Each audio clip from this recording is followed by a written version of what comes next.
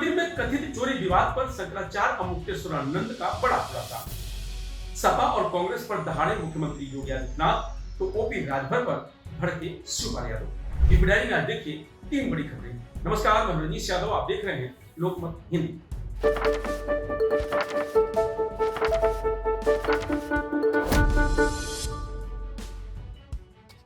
अयोध्या के राम मंदिर में दान पात्र से कथित चोरी के विवाद में नया मोड़ आ गया है। इस मुद्दे पर शंकराचार्य स्वामी अमुक्तेश्वरानंद सरस्वती ने बड़ा बयान देते हुए मामले की निष्पक्ष जांच की मांग की है। उन्होंने कहा कि राम मंदिर करोड़ों श्रद्धालुओं की आस्था का केंद्र है, इसलिए इससे जुड़े किसी भी विवाद की पारदर्शी जांच होनी चाहिए। जब ट्रस्ट बनाया जा रहा था राम जन्मभूमि के लिए, राम जन्मभूमि शुद्ध रूप से धार्मिक मामला था, लेकिन इसमें सरकार कूद पड़ी।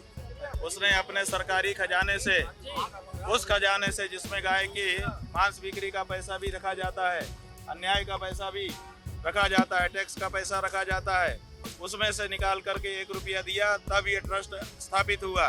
तो इसके अब मूल में ही, बीज में ही गड़बड़ी है। दूसरी बात यह है कि जब बड़े बड़े धर्माचार्य वहाँ उपस्थित थे तो धर्माचार्यों के ट्रस्ट को क्यों ठुकराया गया। तीसरी बात यह है कि जिन पक्षकारों ने न्यायालय में पक्षकार बन करके हिंदुओं की तरफ से मुकदमा लड़ा था, उन पक्षकारों को क्यों साइडलाइन किया गया और क्यों अपने विश्वस्त लोगों को ट्रस्ट में बैठाया गया। अपने फालतू विश्वस्त लोगों को ट्रस्ट में बैठाने का मतलब ही था कि आगे चल करके हमारी नीयत थी कि हमको चोरी करना है, ऐसे खास लोगों को बैठा दो ताकि बात बाहर न जाए। तो जो जिस काम के लिए ट्रस्ट बना था वो काम हो रहा है। तो वहीं मुख्यमंत्री योगी आदित्यनाथ ने विपक्षी दलों, समाजवादी पार्टी और कांग्रेस पर जमकर हमला बोला।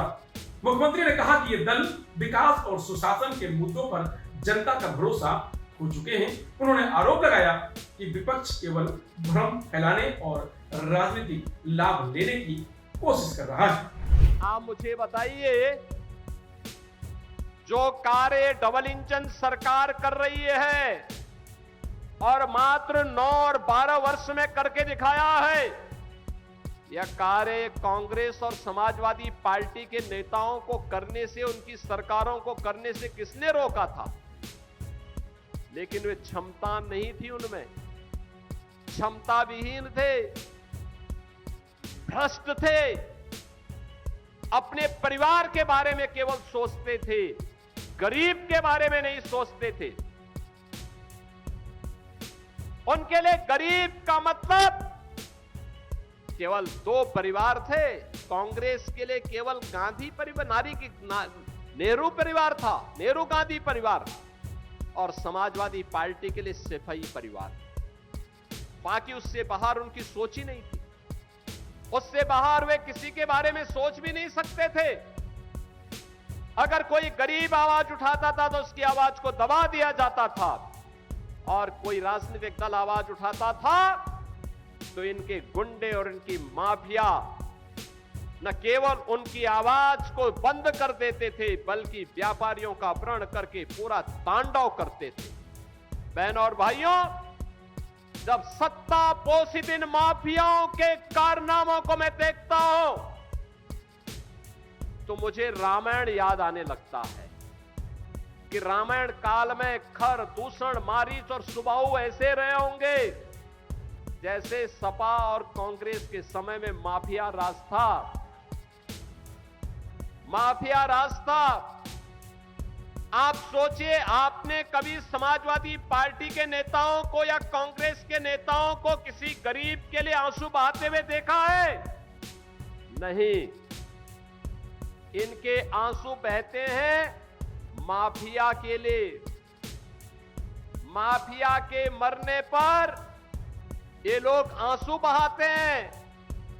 गरीब की पीड़ा के प्रति इनकी कोई संवेदना नहीं है। गरीबों के प्रति ये संवेदनहीन बन जाते हैं। गरीबों का इन्होंने शोषण किया है। आजादी के बाद सर्वाधिक समय तक इन लोगों ने देश के अंदर शासन किया, लेकिन देश और प्रदेश को दुर्गति के गर्त में ढकेलने में और पहचान के संकट तक पहुंचाने के लिए ये दोनों दल बराबर के जिम्मेदार हैं। तो तो वहीं समाजवादी पार्टी के वरिष्ठ नेता शिवपाल सिंह यादव ने कैबिनेट मंत्री ओम प्रकाश राजभर पर जमकर निशाना साधा। शिवपाल यादव ने ओपी राजभर के हालिया बयानों पर प्रतिक्रिया देते हुए कहा कि जनता सब कुछ देख रही है और समय आने पर जवाब भी देगी। उन्होंने सरकार की नीतियों और सहयोगी दलों की भूमिका पर सवाल खड़े किए। जिस तरीके से हमारे योगी गवर्नमेंट के मंत्री ओम प्रकाश राजभर ने समाजवादी पार्टी में टूट की बात कही, उन्होंने कहा कि रामगोपाल जी ने चिट्ठी दी है और समाजवादी पार्टी में जल्दी टूट होगी। उस पर केपी मौर्य ने भी दावा किया है कि बहुत पुख्ता कि 25 से 26 आपके जो सांसद हैं वो टूटने वाले। आप किस तरीके से देखते हैं इनके इन दावों को? देखिए, ये भारतीय जनता पार्टी के लोग झूठ बोलते हैं और बीच बीच में षड्यंत्र भी करते रहते हैं, लेकिन देखिए समाजवादी पार्टी का कोई भी सांसद टूटेगा नहीं और ये लोग अपनी टीआरपी बढ़ाने के लिए, इनकी टीआरपी बढ़े और अब चुनाव आने वाले हैं तो इनकी सीटों की बार्गेनिंग बढ़े और फिर बार्गेनिंग करके उनको जो भी सीटें मिले उनसे पैसे कमाएं। और यहाँ तक कि मुझे तो लगता है कि इन लोगों को ट्वीट करने का भी पैसा भारतीय जनता पार्टी देती है, तो इसलिए इस तरीके की ये बातें करते हैं, झूठ बोलते हैं। इस समय क्यों लगता है आपको कि ओम प्रकाश राजभर ने ये मुद्दा क्यों उठाया?